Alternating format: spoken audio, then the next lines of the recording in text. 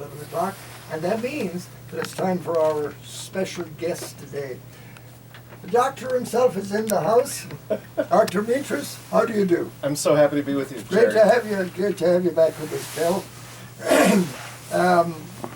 Listen, John Carroll, I want to actually, Colleen and I, you can weigh in on this, Colleen. We're very appreciative of the support that you've given to the Mayo Society, Colleen, and we're both on the board of the Mayo Society, and we really appreciate that, the fine working relationship we have with John Carroll University. Well, it's been a wonderful connection and collaboration. I myself have attended a couple of Mayo Society teas at John Carroll University. Yes. So, and it goes back through Gene Colleran and Yes, the rest of it. Yes, So. that's right. Thank you. But all right, let's start off here with, I want to ask you, what is your actual position at John Carroll? I am a professor of English literature at John Carroll University. I teach creative writing. I teach a course on Irish film and literature, which is another opportunity to study the history of Ireland and the Troubles and the peace process in the North in particular. I teach a course on Israeli and Palestinian literatures. I'm also the director of the Peace, Justice, and Human Rights program, which is an interdisciplinary program for students to study peace, conflict, justice, and the rest. So I wear many hats. And one of them actually is really involved, instrumental in the Ireland Peacebuilding Program, which began in 2004. We've had delegations of faculty and students going there since before even the government was in place in 2007 up in the north. Students go for 2 weeks or sometimes a little bit more to study. We go to Dublin, we go to Belfast, we go to Derry. We go to the West Coast, and they get just a wonderful opportunity to study the sort of various cultures and politics and histories of Ireland. So it's a wonderful experience for them. Talk to me about your educational background yourself. I got a PhD at Indiana University in poetry, contemporary poetry. I was very interested in the connections between poetry and social movements, social transformation. And that interest actually in the peace movement in particular was one of the reasons why I was so drawn to study about the Northern Ireland process, because it was such a transformative and powerful one. So in 2011, for the first time, even though I'm a quarter Irish on my mother's side, we're Fitzpatrick's from Cork, I hadn't been before. In 2011, I had the chance to go for the first time, and I just fell in love with the place, to be sure. You probably met Seamus Heaney, did you? Over the years, I don't think I actually. You know what? Actually, I stood behind him in a line at a bookstore and I had a funny conversation with him very, very briefly. But, did you know who he was? Oh, of course. Well, everyone knew. He had an aura about him for sure. Yeah. Yeah. He's probably. What? Oh, your mic wasn't on, Mr. Quinn. What? Mr. My mic Quinn. wasn't on? No. Yeah, but Phil, you're the most important person here. But Jerry, Thanks, Colleen. All right. It's nice to have an I engineer don't need always. to repeat the question. I said when my mic was off, did Phil know Seamus Heaney? And you heard his answer. Yeah. That's right. He is, though, probably the most famous modern poet in Ireland. I don't know to be sure. of any other right now. To be sure. And he passed away a few years ago. That's right. I mean, the last time we were there, we went to the Heaney home, which is in Balachi, and had a chance to actually read some poems with the poet laureate of the state of Ohio, Dave Lucas, who went with us on the trip. We had a wonderful time there. Just a beautiful place, a beautiful museum and testimony to his work. I mean, one of the things that's so interesting about his poems is just how grounded they were in ordinary life. Mm-hmm.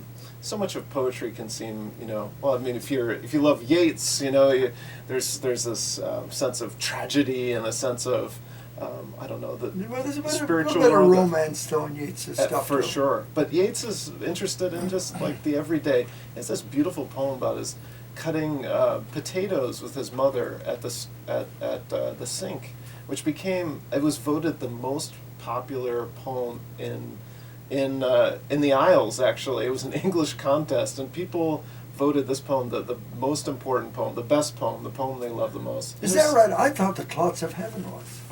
Well, this would have come out. This poll would have come out a couple years ago. So, Oh, it was You mean undiscovered. Seamus Heaney's poem? yes. Oh, you're About talking. Oh, you're Seamus. talking I'm about sorry. Seamus We- Heaney. I thought you were we- talking about We Yeats. thought it was No, a no, no. Yates Yeah, poem about Tavistock. Yeats was Thank the you, plots thank of you, heaven, of thank course. you. Okay. Thank Yes. you. Heaney- Yes. Heaney, wrote does a book. Heaney have a book of poetry out? Because Yeats has the whole classic, everything Yeats, a complete volume. Oh, for sure. I mean, Does Heaney have one? I haven't seen it. oh, there are so many volumes that you could be crushed by the number of them. So yeah, you could definitely find that one. Yeah. If you're interested, I think I could dig up this little poem. It's Oh, do only a it. few Yeah, that would lines. be lovely. It's very tender. So Mhm. this is from a longer poem called Clearances, which is an elegy to his mother passed. Mm-hmm. While all the others were away at mass, I was all hers as we peeled potatoes. They broke the silence, let fall one by one, like solder weeping off the soldering iron. Hmm. Cold comfort set between us, things to share, gleaming in a bucket of clean water. And again let fall, little pleasant splashes from each other's work would bring us to our senses. So while the parish priest at her bedside went hammer and tongs at the prayers for the dying, and some were responding and some crying, I remembered her head bent towards my head, her breath in mine, our fluent dipping knives, never closer the whole rest of our lives. Lovely. Yeah. Wow, I must- that was really yes. nice. Can you get that to me? Oh, that's Absolutely. really Yeah. nice. Wonderful to have. How long have you been at JCU? I'm coming up on my 20th year pretty soon, which is just incredible. Did you ever think you were going to be there that long when you took the job? Absolutely not. In No? fact, when I got tenure about 8 years in, I said, am I going to die in Cleveland? And at the time I wasn't sure that was a fate that I was ready for, but I love this place. I really do. It's really become home for us. Yeah, it is. It's a great campus too, isn't it? It's not big. It's not huge. No, campus is wonderful. Life at John Carroll is good. I have a good life. I have some time to write. I have a chance to mentor really interested and hardworking students. And Where were you born? I was born in San Diego, California, actually. Yeah. You came from San Diego I did. to Cleveland. What is going on here? The Everyone perfect I know weather. wants I to know. move to San I know. Diego. It's- How often do you get back? Every 5 or 10 years, maybe. Have they got a good art center there? Like Cleveland is great for the arts. It is, I it think is. it is. I don't think you'll beat it. No, I prefer Cleveland in that way. Yeah, I grew up mostly in Chicago, which is not too far, but Cleveland is just a wonderful place to live and raise a family. Yeah, our university circle area. I don't know if there's anything like it anywhere in the country with the cultural gardens included. Absolutely I don't think there is incredible. anything. So I can see why you don't go back to that place. San Diego. That perfect weather. I You can- would get sick of it. Now the weather, that's another story. Colleen, Yes. I hate to tell you this, but I have a phone number on that phone that you're using Yes. because that is our other guest's phone number. We have to call him at 11:15. That's right. Okay, so should we, Well, do you want to? Why don't we take a break now Take a for a break, we'll couple play a minutes song. while we get the Okay. phone lined up and we get Morris lined up. And while we're doing that, I will play this piece of music by a group called the Emeralds, which goes back to the early 60s in Cleveland. This is when traditional music was not that very popular in Cleveland, so it was kept alive by a small group, Pat O'Malley and the Emeralds.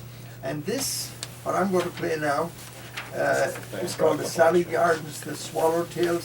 This was recorded from the original album. Presented Northern Ireland as a place to invest, which you can well imagine wasn't an easy sell because there was this ongoing conflict. But he showed how United States businesses could play a role in helping to succor the situation in Northern Ireland society through job creation and so forth.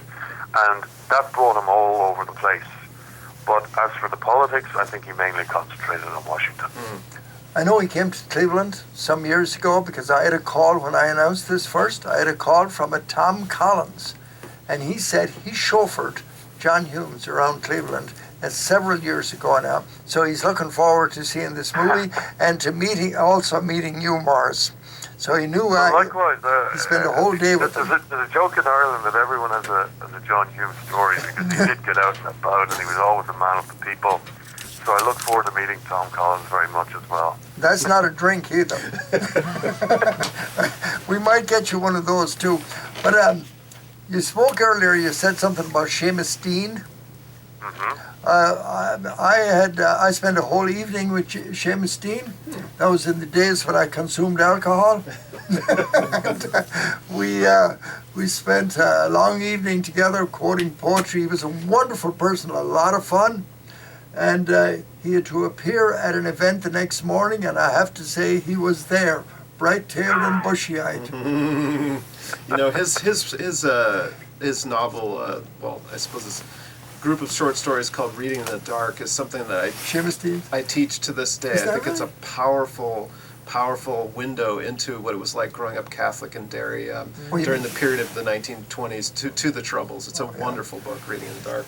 Yeah, I agree. I mean, I've been teaching film courses here at Villanova University. I'm the current Heimbo Chair of Irish Studies at Villanova University, and we were looking at recently Carol Reed's The Odd Man Out, and I just brought in that segment from Reading in the Dark when these young guys, basically Seamus Dean and his friends, have been stupid. They've been playing around with a gun, and the police understand that there's a gun in the house, and they do some really, really nasty things to the family. And it is very graphic, but it's also very real. And yet, as to your comment, Jerry, I agree. Seamus Dean's a wonderful character. He's still going strong, I believe. He's got a book coming out later this year. I look forward to reading it a great deal. Okay. All right, so we're all looking forward to your appearance at John Carroll University. It's one of our favorite places. It is our favorite university in all of the United States. We like John Carroll the best, and Phil is glad to hear me say that. For sure, thank you. So we're looking forward to it. I think we're going to have to sign off in a minute or so. So I think people are going to enjoy this. It's a real glimpse into modern Irish history. Would you say so? In the north of Ireland especially. Yeah, I think so, and it's also a cautionary tale. You know, there was a lot of mistakes were made, and it's really important to learn those lessons from history. So I really, really look forward to the event as well, and all our conversations around the event too. And I want to say a special thank you to the Mayo Society of Cleveland for helping to fund this, and also Paul Downey's Cambridge Capital, and of course John Carroll University also, that are providing the facility.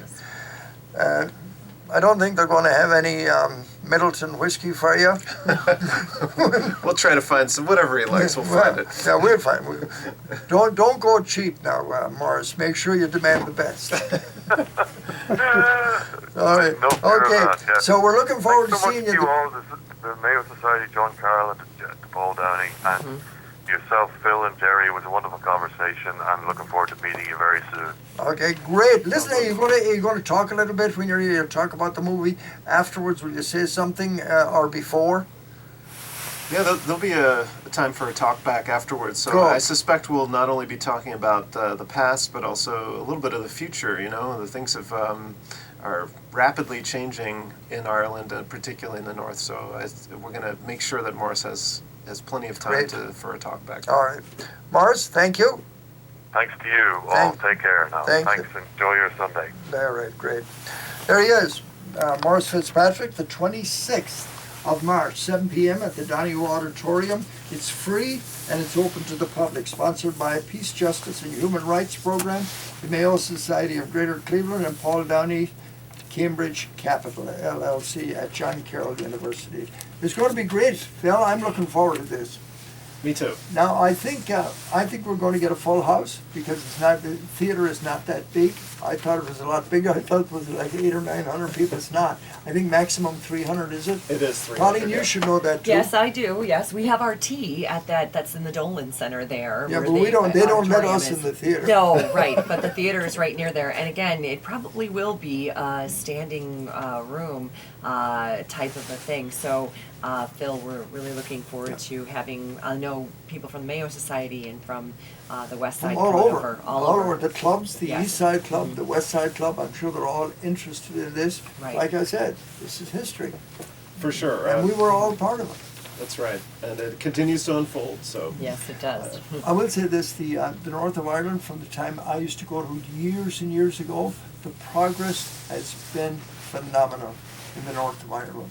So you go to Belfast, Belfast is a booming city now. It really is. It is. It's so amazing that they've converted so many of the formerly, the most troubled areas, the areas where there's the most conflict, into really tourist places. People go from all over the right. world to visit the Peace Wall between the Yes. Falls Road and the Yes. Shankill. It is unbelievable. And thanks Hundreds of to thousands. John Hume that persisted. That's right. Yes. And